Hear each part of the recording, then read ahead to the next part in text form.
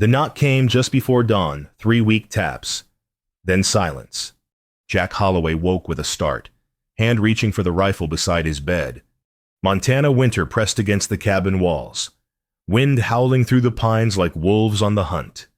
He'd heard coyotes before, heard bears scratching at his door, but this sound was different, human. He lit the lantern with stiff fingers, pulled his coat over his union suit, and crossed the cold floor.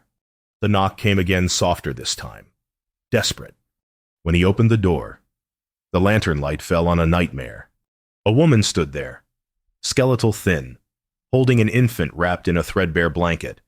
The baby's lips were blue. Behind her, 3 children huddled in the snow, a girl about 9. Twin boys, maybe 6, all of them barefoot with rags tied around their feet. Their eyes were enormous in their hollow faces. The woman swayed. Jack caught her before she fell. "Please," she whispered. "Take my children." Her voice cracked on the last word. Jack pulled them inside, his heart hammering. The children didn't cry, didn't speak. They just stared at him with that terrible, silent hunger.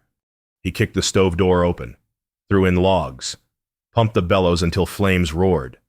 The woman collapsed into his only chair, clutching the infant like it might dissolve. The oldest girl pressed against her mother's side, watching Jack with fierce, protective eyes. "When did they last eat?" Jack asked.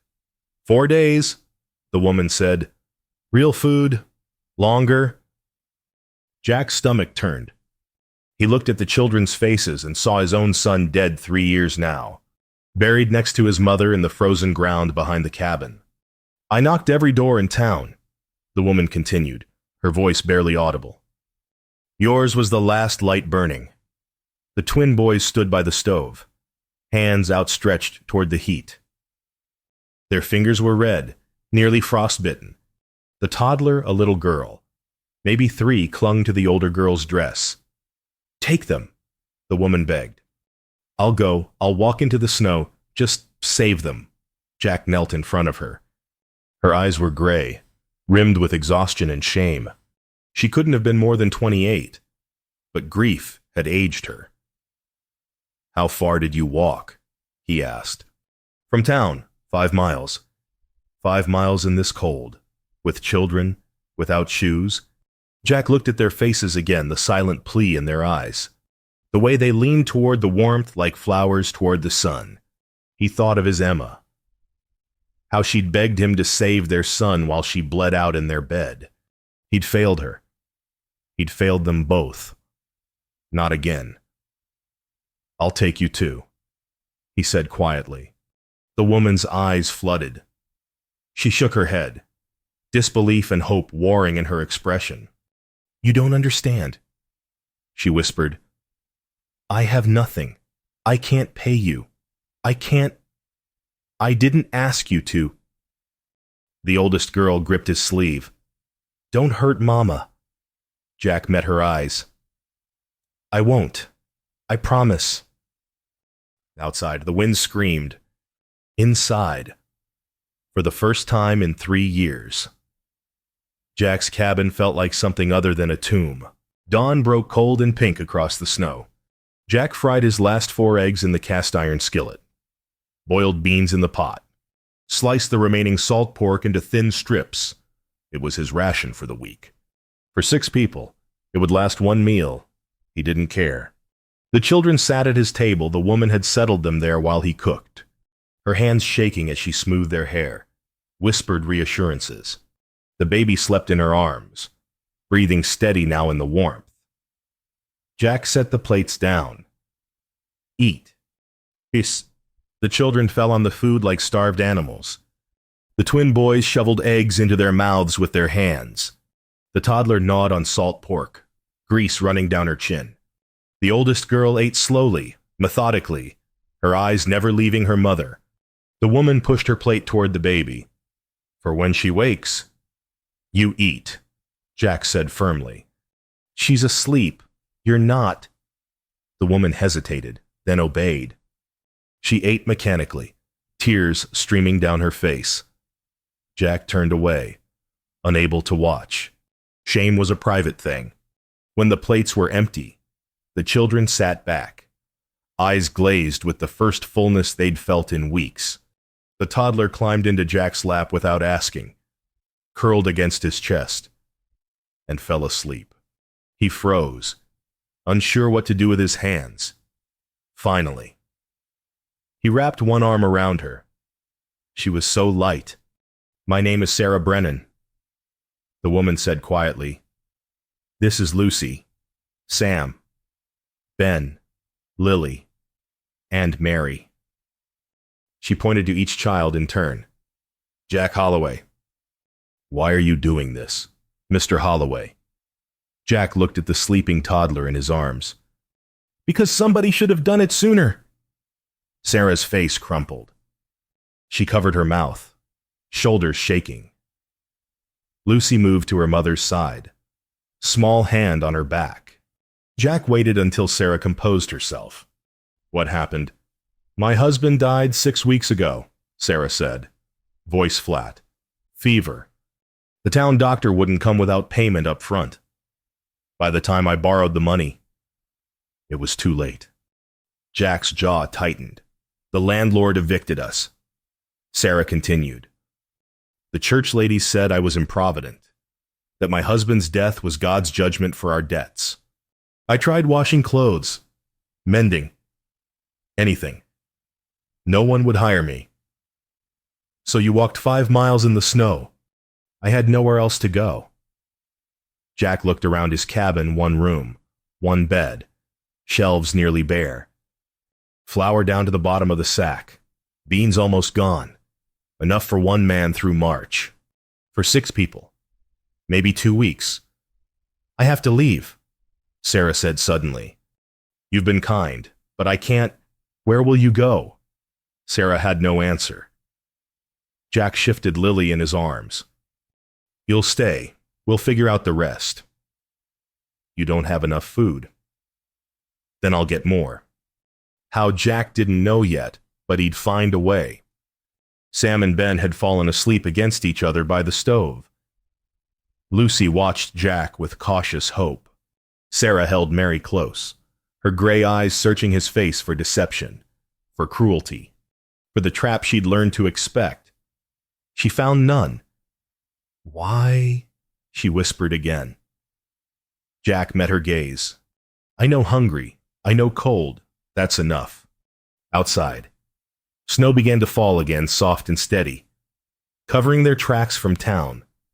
Inside, for the first time in months, Sarah Brennan closed her eyes and felt something she'd forgotten. Safe. That night, Jack gave the children his bed. They piled in together, Lucy on the outside, the twins in the middle, Lily curled between them. Mary slept in a drawer lined with blankets, Sarah beside her on the floor. Jack took the rocking chair by the stove. He stared at the ceiling beams. Carved into the wood were initials J+E 1880, him and Emma, their wedding year.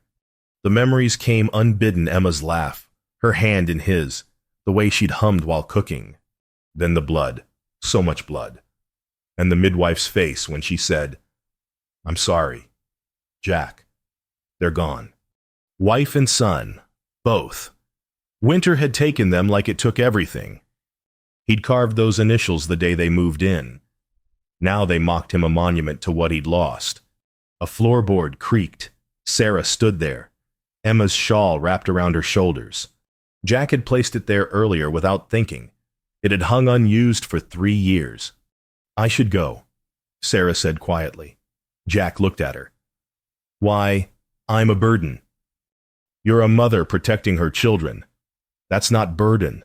That's strength." Sarah shook her head. "The town called me shameless for begging.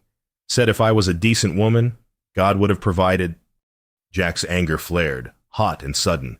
"God did provide. He sent you here." Sarah's eyes widened. She pulled the shawl tighter. As if it could shield her from kindness she didn't know how to accept. "I can work," she said. "I can mend, cook, clean. I can earn our keep. You already did." How Jack gestured at the cabin, the sleeping children, the fire crackling. The sense of life that hadn't existed 12 hours ago. You woke this house up. Sarah sank into the chair across from him. Mary stirred in her drawer cradle, and Sarah rocked her gently with one foot. The motion was automatic, maternal, ancient. My husband was a good man, Sarah said. Worked hard, loved his children, but he trusted the wrong people, made bad deals. When he died, the debts fell to me. That's not your fault. The town thinks it is. The town's wrong. Sarah looked at him. Really looked. Her gray eyes were sharp, assessing. You lost someone. It wasn't a question. Jack nodded. My wife. My son, 3 winters ago. I'm sorry. So am I. Oh, they sat in silence. 2 people carved hollow by loss, filling the quiet with shared understanding. Finally, Sarah asked, what will we do about food? I'll go to town tomorrow, trade for supplies. With what? Jack touched the pocket watch in his vest, his father's. The only valuable thing he owned. I'll manage. Sarah opened her mouth to protest, then closed it. She was learning, slowly, to accept help without argument. Outside, wolves howled closer than usual. Jack stood, checked his rifle. Sarah tensed. They won't come near the cabin. Jack said, not with the fire going. But he heard the lie in his own voice. Wolves were getting bolder, desperate from the long winter. He'd need to reinforce the chicken coop before they lost what little livestock he had. Sarah rose, moved to the bed where her children slept. She smoothed Lucy's hair, adjusted Ben's blanket, touched each small face with infinite tenderness. When she turned back, Jack saw tears on her cheeks. Thank you, she whispered. Jack nodded. Words felt insufficient. Sarah returned to her spot on the floor. Jack added wood to the stove, settled back in the rocking chair. The initials above him caught the firelight J+E. Maybe Emma had sent Sarah here. Maybe this was forgiveness, a second chance at the family he'd lost, or maybe it was just survival. 2 broken people, 5 starving children, and 1 cabin against the cold. Either way, Jack thought as sleep finally took him. He'd see it through. Outside, the wolves howled again. Inside, 6 people breathed steady and warm. For now, that was enough. 10 days passed like a slow thaw. The cabin transformed. Sarah mended the torn curtains, swept the floors until they gleamed, organized Jack's haphazard supplies with ruthless efficiency. Lucy learned to bake bread from dwindling flour. The twins, Sam and Ben, stacked firewood under Jack's patient instruction, and Lily the toddler followed Jack everywhere. Mr. Jack, she called him, tugging his sleeve when he split logs, climbing onto his lap during meals. Falling asleep against his shoulder each evening, Jack felt something crack open in his chest every time she said his name. Sarah watched from the kitchen, Mary propped on her hip, a small smile playing at her lips. Jack caught her looking once, and she blushed. Turning back to her work, the attraction was there, unspoken but undeniable. Their hands brushed, reaching for the same cup. Their eyes met across the room and held a beat too long. At night, lying in their separate spaces, both lay awake, listening to the other breathe. But survival came first. Romance was a luxury they couldn't afford. The supplies dwindled faster than Jack anticipated. He'd traded his father's watch in town for flour, beans, cornmeal, and seed potatoes. It should have lasted through March, but 6 mouths ate more than one, and winter showed no signs of releasing its grip. On the 10th night, Jack counted what remained: 2 cups of flour, half a sack of beans. Cornmeal for maybe 4 more meals. He'd have to go back to town, and this time, he had nothing left to trade. Sarah found him at the table, head in his hands. How bad? She asked quietly. Bad. She sat across from him. There's work in town. I could. No. No, Jack, not. They humiliated you once. I won't let them do it again. Sarah's jaw tightened. I'm not fragile. I didn't say you were. Then let me help.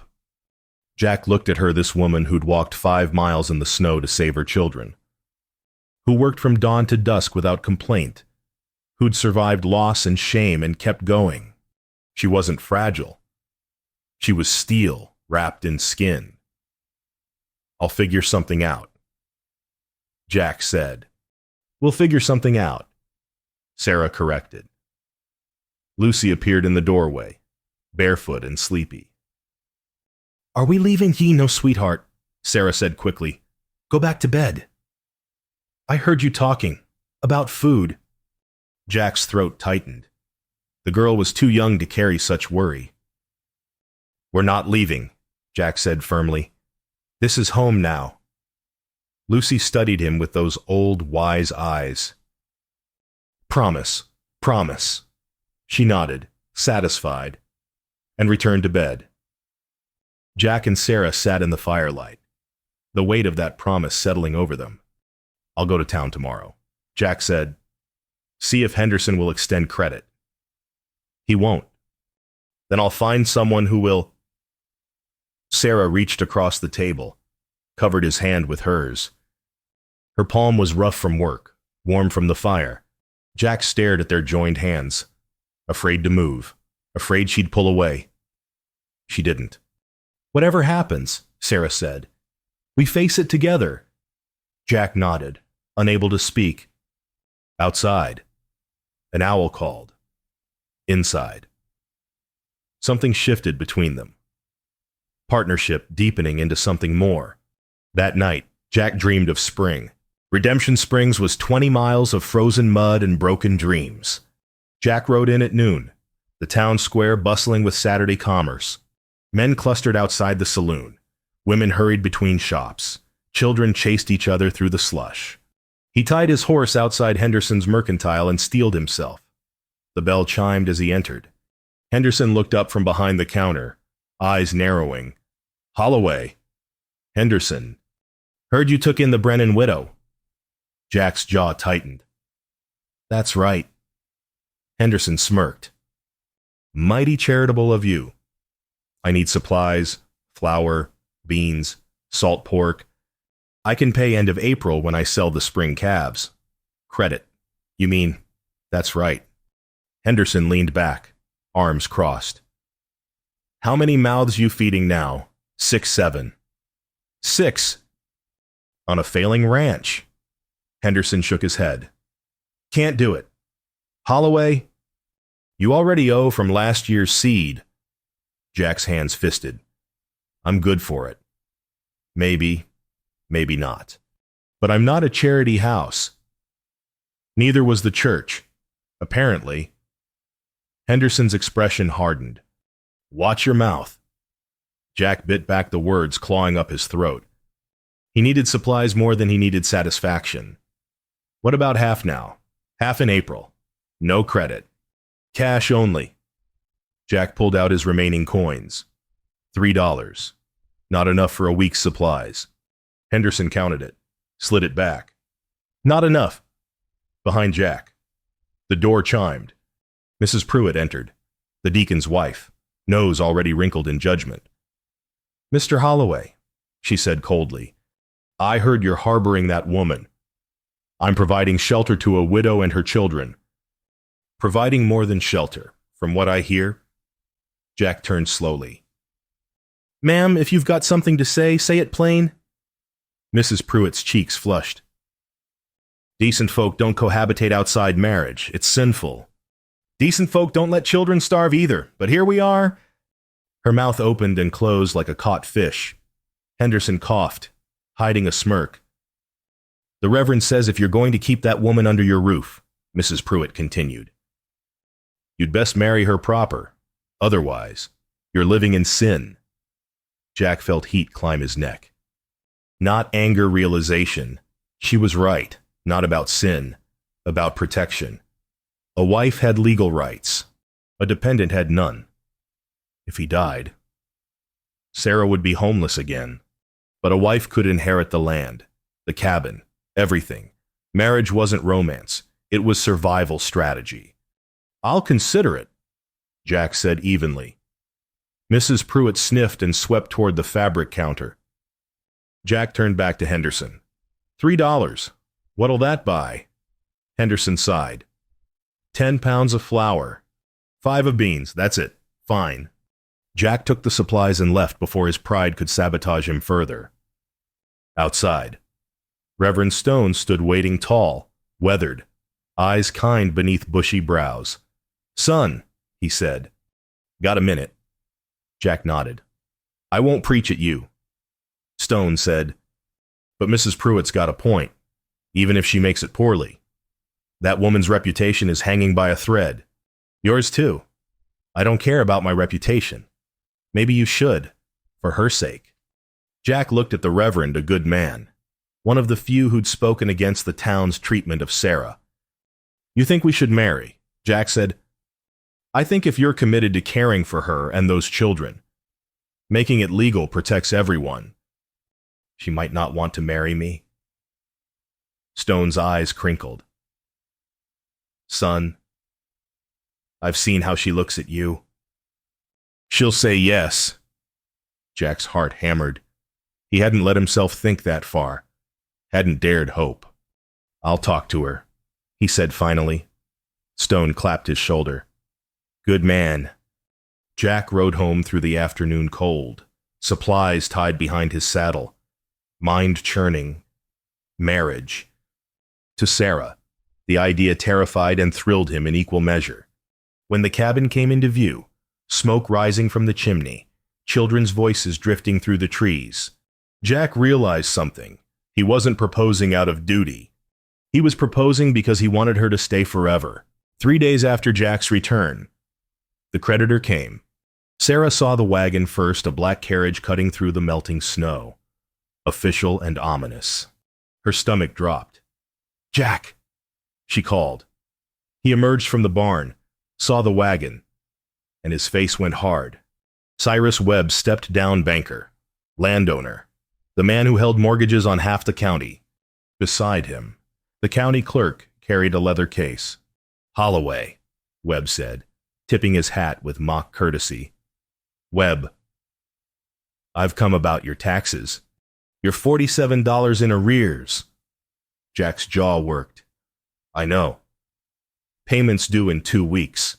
Otherwise, the county seizes the property. Sarah's breath caught. Lucy appeared beside her, holding Lily's hand.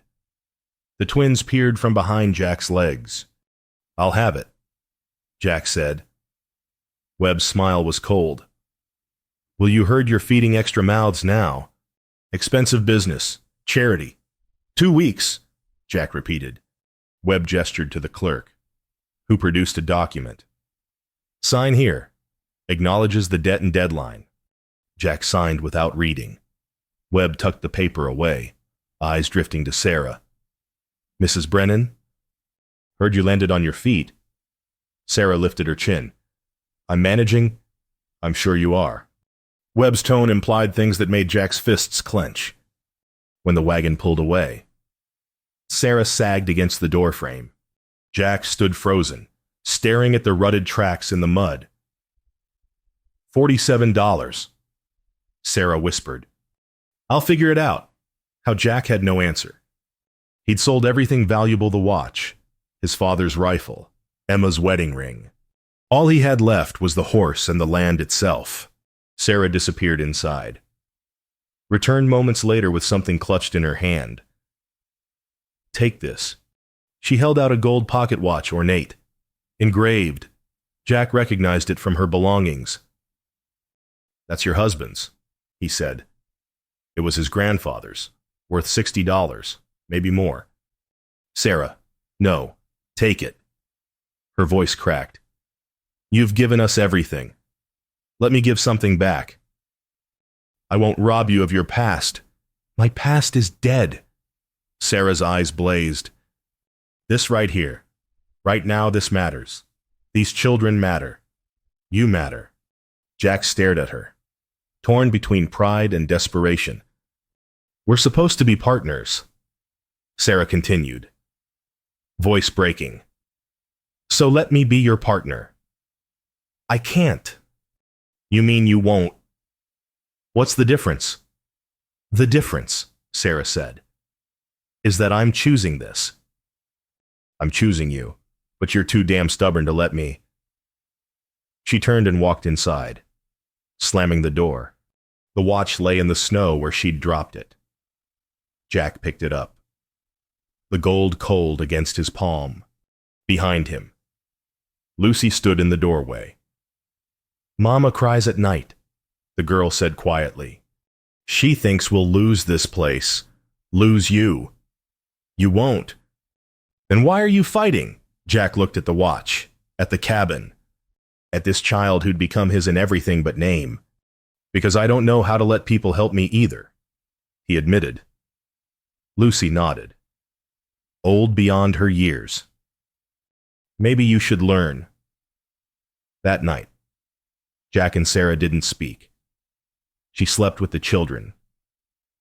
He sat by the stove, the watch heavy in his pocket. At dawn, wolves came.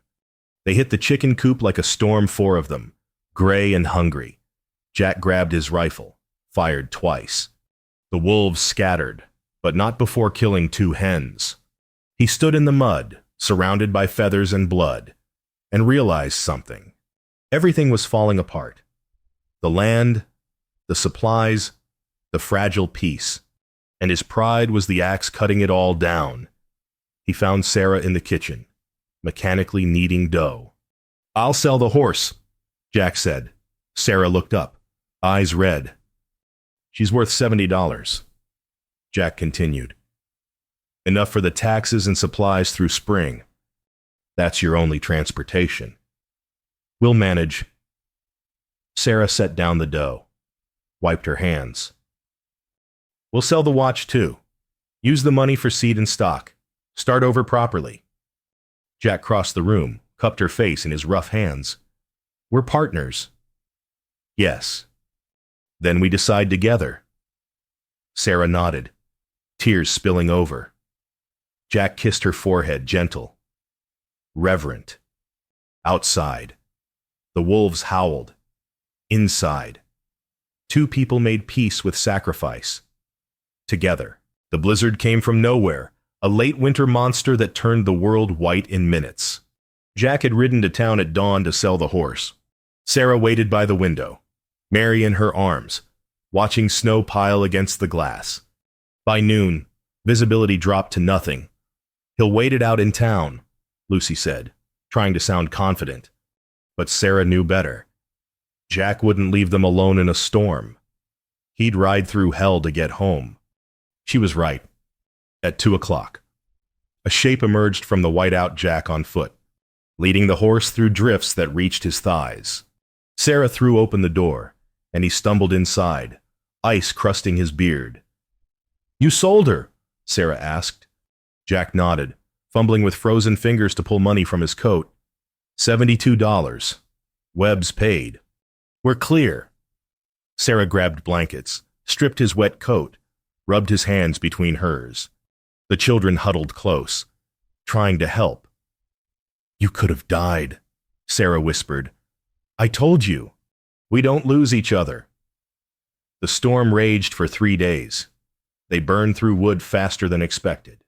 Food ran low, but they were together, and that mattered more than comfort. On the second night, Jack found Sarah in the rocking chair, staring at the fire. I've been thinking, she said quietly, about what we're doing here, this arrangement. Jack's stomach clenched. If you want to leave, I don't. Sarah looked at him. But we can't keep pretending this is temporary. The children are settling. Lucy's learning to read. The boys follow you everywhere. Lily calls you Papa when she thinks no one's listening. Jack's throat tightened. I heard. The town thinks we're living in sin. Maybe they're right. You want to leave, Jack said, the words like ash. No. Sarah stood, moved closer. I want to stay. Properly. Legally. I want those children to have your name. Your protection. I want... She faltered. Jack waited. I want to be your wife. Sarah finished. Not because I owe you. Not because it's practical. Because when I look at you, I see the man I want to build a life with. Jack's heart hammered. Sarah, you don't have to feel the same. I understand if Jack kissed her. It was clumsy, desperate. 3 years of loneliness and grief pouring into the touch. Sarah gasped, then kissed him back, hands fisting in his shirt. When they broke apart, both were shaking. I thought I was done, Jack whispered. Done living. Done hoping. Then you knocked on my door, and everything changed. So that's yes. That's yes. Behind them. Lucy cleared her throat. They turned to find all 4 children watching. Various expressions of delight and smugness on their faces. Finally, Lucy said. Sam and Ben high-fived. Lily clapped. Even Mary gurgled approvingly. Sarah laughed a real laugh. The first Jack had heard. The sound filled the cabin like light. Outside. The storm howled. Inside. A family took shape. 2 weeks later. Jack and Sarah stood before Reverend Stone in the courthouse. The town had turned out curiosity, judgment, and a few genuine well-wishers. Mrs. Pruitt sat in the front row, lips pursed. Webb lurked in the back, arms crossed. Sarah wore a borrowed dress, mended and pressed. Jack wore his father's suit, moth-eaten but clean. The children stood beside them, Lucy holding Mary, the twins scrubbed shiny. Lily clinging to Jack's leg. Stone opened his Bible. Dearly beloved. Wait. Webb stepped forward. The crowd murmured. Something to say, Cyrus Stone asked mildly. Just wondering about the timing, Webb said. Man avoids taxes, then suddenly marries the woman he's been keeping. Convenient. Jack's jaw tightened. Sarah's hand found his. Squeezed. You've got a problem with me, Jack said quietly. Say it plain. No problem. Just think folks should know what they're witnessing. Then let me tell them. Jack turned to face the crowd. Sarah's hand stayed in his. 6 weeks ago, Jack said. This woman knocked on my door with 4 starving children. She'd walked 5 miles in the snow because every one of you locked your doors. The crowd shifted uncomfortably. She wasn't asking for charity. Jack continued. She was begging for mercy, and she got none. Not from the church. Not from the good Christian folk of this town. None. Mrs. Pruitt's face flushed. So I took them in. Jack said, fed them, sheltered them. And you know what they saved me? Every one of them. I was a dead man walking, and they gave me a reason to live. He looked at Sarah, her gray eyes bright with tears. I'm marrying her because I love her. Jack said simply, because those children deserve a father. Because this is right and good, and the only damn thing that makes sense in this world. He turned back to Webb. You want to judge me, go ahead. But you'll have to judge her first, and I won't allow it. Silence. Then, from the back, a weathered farmer named Harris stood. I'll witness it. Another man stood. Then a woman, then more. Mrs. Pruitt remained seated, but she bowed her head as close to approval as she'd give. Webb's mouth thinned. He turned and left. Stone smiled. Shall we continue? The vows were simple. Jack's voice shook. Sarah's hands trembled. But they spoke the words. Slid Emma's old ring onto Sarah's finger, blessed by the past. Claimed by the present. I now pronounce you man and wife. Jack kissed his bride, and the courthouse erupted in applause. Outside, Harris pressed $10 into Jack's hand. For the children. Others followed $5 here, a bag of flour there, canned goods, a quilt. the town's conscience stirring at last. Jack and Sarah climbed into the borrowed wagon. Children piled around them as they rode home. Sarah leaned against Jack's shoulder. "Think they'll remember this kindly?" she asked. "Don't care," Jack said. "I've got everything I need right here." Lily tugged his sleeve. "Papa," Jack's heart stopped. "Yes, sweetheart." "Are we really a family now?" Jack looked at Sarah, at the children, at the future stretching before them. "We really are." Spring came slowly, then all at once. Snow melted into mud, mud dried into earth, and earth cracked open with green shoots. Jack and Sarah worked the garden side by side, him digging furrows, her planting seeds. The children scattering straw mulch. 6 weeks since the wedding. The cabin bore signs of permanence, now curtains Sarah had sewn, shelves Jack had built. Children's drawings pinned to the walls, and Sarah's belly, just beginning to swell. Jack noticed when she paused to press her hand there, a small smile on her lips. She caught him watching and blushed. When he asked softly, "November, I think," Jack pulled her close, kissed her temple. "Emma would have liked you." "I hope so." They finished planting as the sun climbed potatoes, beans, carrots, squash, enough for 8 people, maybe 9 by winter. Lucy appeared with water. "Mama." Ben found a bird's nest. "Don't touch it," Sarah called. "Let the birds be." The twins raced past, chasing a frog. Lily helped Jack pack dirt around the last seedling, her small hands mimicking his exactly. At midday, they walked to the small cemetery behind the cabin. Jack had cleared the weeds, repaired the fence. 2 graves lay there, Emma and their son. Sarah picked wildflowers, the first blooms of spring, and placed them on the stones. "Thank you," Jack whispered to the graves, "for sending her to me." Sarah's hand found his. They stood together in the warm sun, children playing behind them, and Jack felt something he hadn't felt in 3 years. Peace. That evening, they gathered on the porch, Jack in the rocking chair, Sarah beside him. Children sprawled at their feet. Mary dozed in Sarah's arms. Lily leaned against Jack's leg. "Tell us a story, Papa." Lucy said. Jack thought about the knock before dawn, the desperate woman with starving children, the choice that changed everything. "Once," he began, "there was a man who thought he was finished with living." "Was he sad?" Ben asked. "Very sad. What happened?" Sam pressed. Jack looked at Sarah, at her smile, at the love in her eyes. "Someone knocked on his door," Jack said, "and everything changed." The children listened, rapt. Sarah rested her head on Jack's shoulder. Above them, stars emerged one by one, bright and infinite and full of promise. Somewhere in the distance, wolves howled, but they were far away, and the cabin glowed warm against the darkness. "Did they live happily ever after?"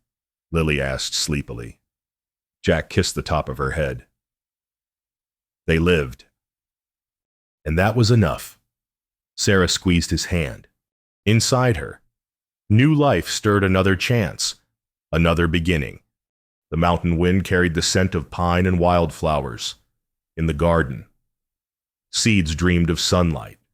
On the porch, a family breathed together. And Jack Holloway, widower, rancher. Father looked at the life he'd built from ashes and thought, some winters break you. Some winters remake you. This one gave him everything.